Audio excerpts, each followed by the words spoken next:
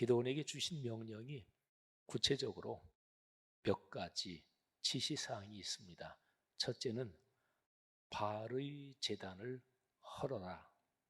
두 번째는 바알 신상 옆에 있는 아세라 신, 아세라는 여신이에요.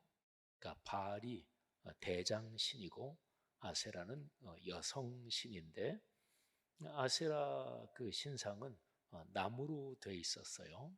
그래서 나무로 되어 있는 아세라 여신상을 그를 찍어 버려라. 나무를 쪼개라. 그 다음에는 그 높은 곳에다가 하나님을 위해서 제단을 쌓아라. 그리고 성경 말씀에 명령한 대로 그 방식대로 다듬지 않은 돌로 이렇게 해서 제단을 쌓으라는 그 말씀대로 제단을 쌓아라. 그리고 기드온의 아버지 집에 있는 7년 된 소 한 마리를 잡아서 그 쌓은 제단에서 하나님께 번제를 드려라. 그러니까 구체적인 지시사항이 네 가지죠. 바알 신상이 얼마나 컸는지는 모르겠지만 아마가 규모가 꽤 됐을 것입니다. 그리고 아세라 목상도 그 나무를 찍고, 그리고 아세라 목상 찍은 나무로 그 번제로 수소를 드리는데 땔감을 썼거든요. 그러니까 아세라 목상을 그냥 넘어뜨리는 것만이 아니라 그게 땔감으로 쓰기 위해서 또 쪼개야 했겠죠. 7년 된 소니까 꽤 컸을 거 아니겠어요. 그 소를 잡고 또 각을 뜨고 그래서 하나님 앞에 제사를 드리는데 그 일도 꽤 됐겠죠.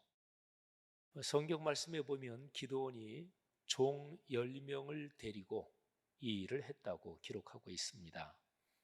근데 기드온이 아직까지는 마음의 용기가 완전히 충만하질 않아서 사람들이 무서워서 밤에 했습니다. 밤에 몰래. 그러면 한번 대략 생각해 보세요. 기드온하고 종 10명 그러면 다 해서 11명이잖아요. 11명이 하나님께서 지시하신 가지수로 보면 지금 4가지잖아요. 이거를 하는데 시간이 얼마나 걸렸을까요? 또 어떤 식으로 했을까요? 11명이 몽땅 다 달라붙어서 하나하나 그렇게 했을까요? 아니면 한 서너 명씩 조를 나눠서 너희는 아세라 그 목상을 찍고 또 번제를 드릴 땔감으로 다 쪼개라. 또 너희는 바알 신상을 헐어라. 또 너희는 하나님께 예배 드릴 제사를 드릴 제단을 만들고 너희는 그 소를 잡아라. 이렇게 아마 조별로 나누어서 일을 진행했을 가능성이 더 많겠죠. 상식적으로 생각해도요. 근데 시간은 상당히 걸렸을 거예요. 그래서 해가 지고 사람들이 잠자리에 들어서 어느 정도 다 잠들었을 때, 그때부터 아마 시작을 했을 거예요. 지금 얘기하는 그 4가지 일들이 소리가 하나도 안 나고 그런 일이 아니잖아요. 그죠? 근데 몰래 하느라고 한 거니까 해가 지고 사람들이 잠자리에 들어서 좀 잠에 어느 정도 빠졌을 시간부터 그러면서 가능한 대로 소리를 내지 않고 몰래 이 일을 쭉 진행했습니다. 오늘 여러분과 제가 이제 같이 봉독한 성경 말씀을 보면 성읍 사람들이 아침에 일찍이 일어나 본즉 바알 제단이 완전히 파괴됐고 아세라 목상이 찍혔고 그리고 새로 쌓은 제단이 있는데 거기에 수소를 번제로 드렸다. 근데 여기에 우리 개역 개정판 성경에는 그 제단 위에 둘째 수소를 드렸는지라 이렇게 번역이 되어 있는데 히브리어 원문은 그 번제물을 드려서 번제물이 아직도 타고 있었다 이렇게 번역이 되면 좀 더 적절합니다. 그래서 다른 성경에는 아직까지 제단 위에서 번제물이 타고 있었다 이렇게 번역된 그런 성경들이 많이 있습니다. 또 뭐 생각해 보면 그 짐승을 잡아서 하나님 앞에 불태워서 드리는 게 번제잖아요. 그러니까 불태워서 드리는데 그게 뭐 한 짧은 시간에 싹 다 타버리고 완전히 꺼지는 게 아닐 거 아니겠어요? 사람들이 아침에 일찍이 일어났다 이렇게 기록을 했는데 뭐 아침에 일찍 일어나는 사람도 있었겠고, 근데 모르긴 몰라도 번제를 드리는데 그 짐승이 이게 번제물이 타는 냄새가 분명히 났겠죠. 뭐 바로 집 옆에다가 제단을 쌓지는 않았을 거예요. 어쨌든 그 높은 그 동네에서 제일 높은 곳에 제단을 쌓으라고 얘기를 했습니다. 근데 일단은 제단을 쌓고 번제를 드릴 때 이게 붙으니까, 또 밤중에 불이 붙으니까 이게 뭐 얼마나 잘 보여요. 그러니까 아마도 이런저런 준비를 다 해서 번제물을 불을 붙이고 태우는, 그때는 아마 한밤중이 지나서 새벽이 밝기 전쯤 아마 그 정도 되지 않았을까 싶습니다. 자, 지금까지 제가 구체적으로 성경에 그 과정이 기록되어 있지는 않지만 한번 이렇게 상상해 보면서 말씀을 드렸습니다.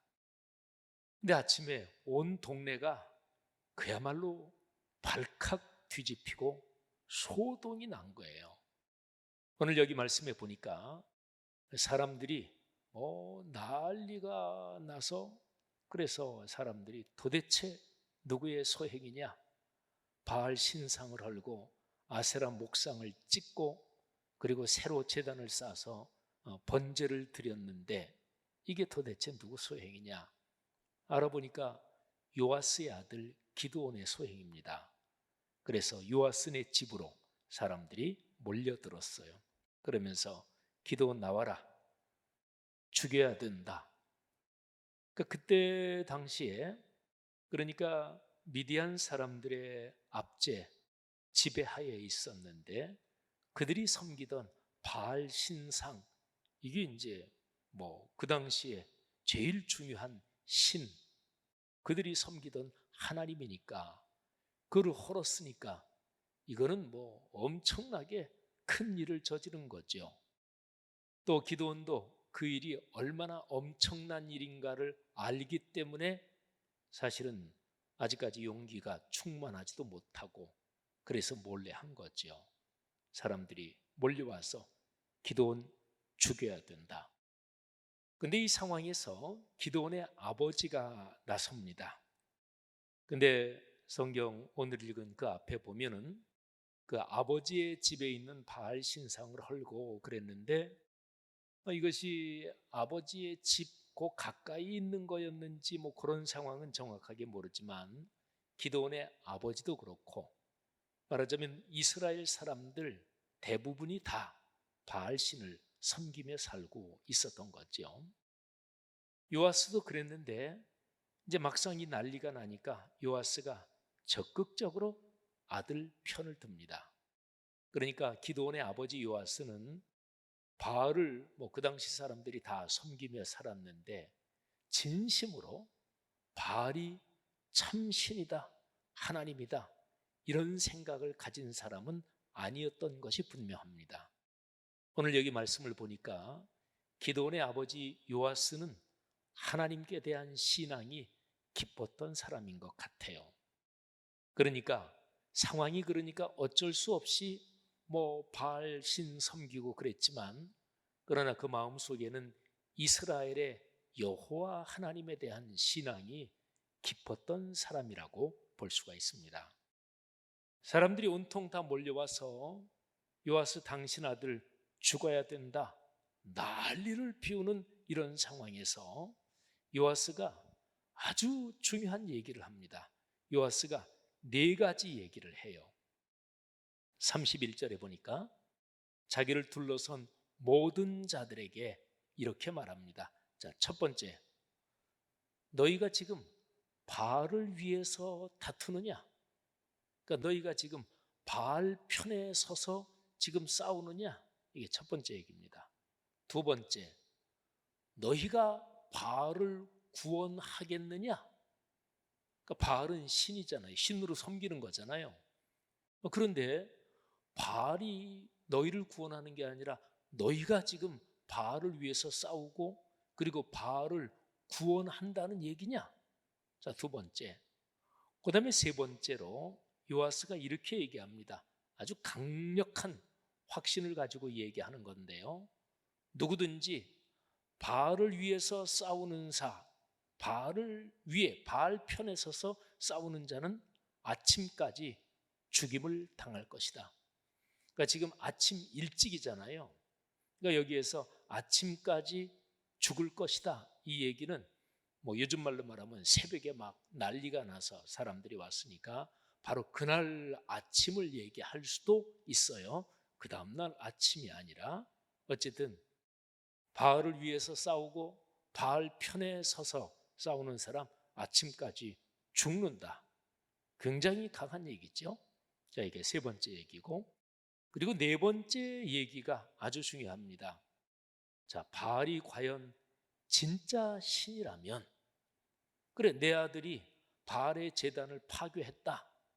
그러면 바알이 진짜 신이라면 바알 자신이 직접 자기를 위해 다투고 싸울 것이다.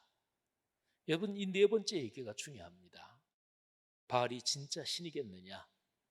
그리고 바알이 역사하고 그리고 기적도 일으키고 또 바알이 실제로 활동하는 살아있는 신이 맞다면, 그러면 내 아들이 바알의 제단을 헐어버렸으니까 바알 그 살아있다고 하는 신이 직접 자기를 위해서 싸워야 될 거 아니냐? 바알이 싸우게 해라. 이렇게 얘기를 했어요. 자, 여기에서 아주 중요한 얘기가 나옵니다. 바로 그날 아침에 뭐 사람들은 이제 그냥 더 달려들지 않고 흩어진 것 같아요. 상황을 보니까. 그러니까 요아스가 뭐 자기 아들이기 때문이기도 하지만, 그런데 아까 말씀드린 것처럼 하나님 신앙을 갖고 있었고 요아스는 이 성나서 몰려든 군중 앞에서 자기도 죽을 각오를 하고 딱 버티고 서서 얘기를 한 거죠. 근데 제일 마지막 네 번째 얘기, 바알이 진짜 살아있는 신이라면 자기 제단을 헐었으니까 바알이 직접 싸울 것이다. 근데 바로 요 얘기에서 기드온에게 별명이 붙습니다. 32절에 이렇게 기록되어 있습니다. 그날에 기드온을 여룹바알이라 불렀으니. 자, 여룹바알, 뭐 바알, 요거는 그 신의 이름이고 앞에 여룹을 붙여서 여룹바알. 근데 그 뒤에 이유가 나와요. 이렇게 이름을 붙인 이유가, 이는 기드온이 바알의 제단을 파괴하였고 바알이 기드온과 싸울 것이다. 이렇게 말했기 때문에 기드온의 이름을 여룹바알이라고 불렀다. 바알이라고 하는 이 우상을 자기들이 참 신으로 섬기는 사람들이 바알이 우리의 주님이다, 바알이 싸우신다, 그런 뜻이 바로 여룹바알이라는 뜻이란 말이에요. 자, 그런데 이 단어가 기드온한테 붙어요. 자, 그러면 잘 들으세요. 지금부터가 아주 중요한 내용인데, 자, 첫 번째, 이름, 그 단어는 그대로 씁니다. 여룹바알. 그러니까 바알을 섬기는 우상 숭배자들한테는 이거는 굉장히 영광스러운 이름이에요. 근데 단어는 그대로 씁니다. 그런데 두 번째, 뜻을 거꾸로 뒤집어 버립니다. 그러니까 바알이 대단한 주님이다, 바알이 역사하고 싸운다, 이런 뜻이 아니라 바알 참 신이라면 한번 싸워봐라. 그러니까 경멸과 조롱의 뜻으로 뜻을 뒤집어 버리는 거죠.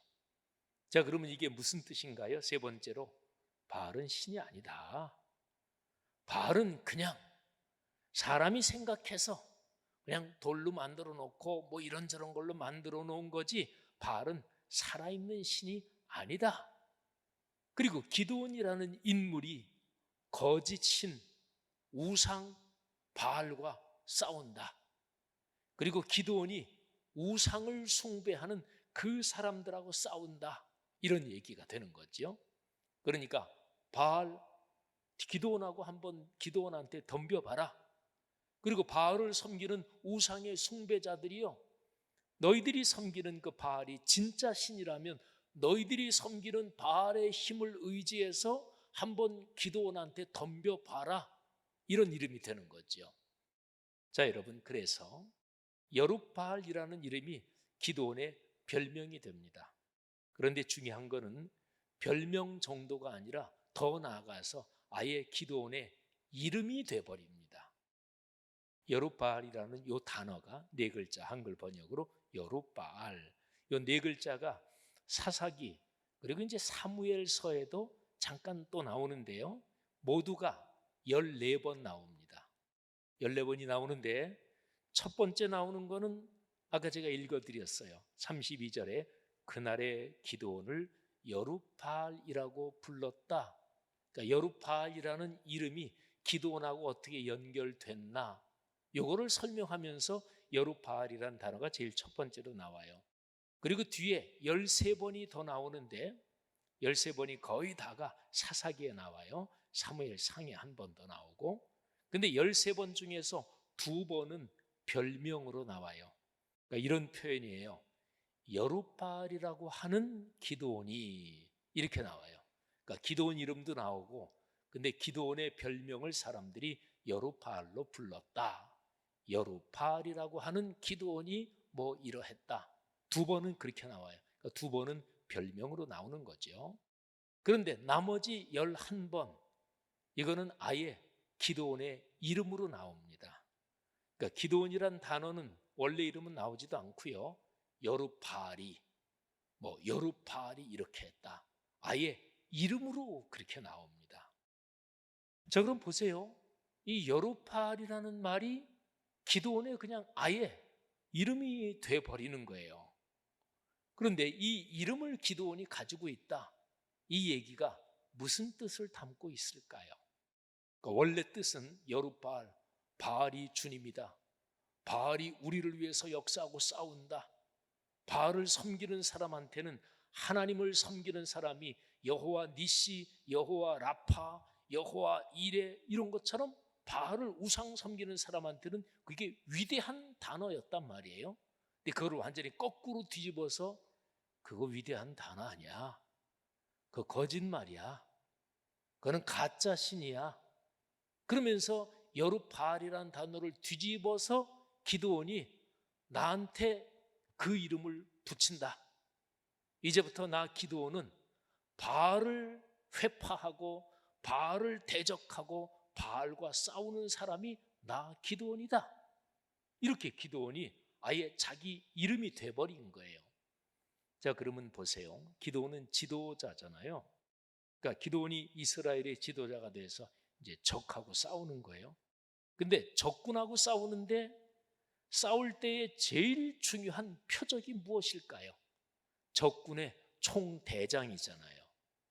그러면 그쪽이 바알신을 섬기고 있는 그런 사람들이니까 거기에서 제일 최고는 바알이에요. 그러니까 기드온이 바알, 너희 미디안 사람의 최고, 말하자면 신인데 그 바알 나와서 나랑 싸우라고 그래라, 말하자면 이런 이름이 되는 거예요. 여러분, 이거는 위험한 거죠, 그죠? 기드온이 지도자이기 때문에 이스라엘 민족의 지도자로서 싸워야 될 적의 제일 중요한 표적, 그거를 아예 자기 이름으로 삼아서, 그래, 바알하고 싸워서 내가 지면 내가 죽는다, 근데 나는 하나님의 이름으로 바알을 꺾는다, 이러면서 자기 이름이 된 거예요. 사랑하신 여러분, 우리는 여룹바알이란 이름을 이렇게 묵상하면서 지도자가 어떤 역할을 해야 되는지 우리는 그거를 한번 묵상할 필요가 있습니다. 사랑하신 여러분, 교회 공동체의 모든 지도자들 역시 마찬가지입니다. 교회에서 담임 목사가 진지하게 헌신하지 않으면 그 교회가 사역이 제대로 되겠어요? 교회에서 목회자들이 기드온처럼 이렇게 헌신해야 그 교회가 하나님의 은혜를 받을 거 아니겠어요? 적어도 교회에서 장로님이면 다른 사람보다 더 헌신하라고 그 자리에 세워주신 거죠. 그죠? 그래서 보통 장로 직분을 받을 장립식에서 오래된 옛날 목사님들이 권면을 하면, 그러면 많이 권면하는 게 이런 거예요. 이제부터 먼저 죽는 겁니다. 먼저 희생하는 겁니다.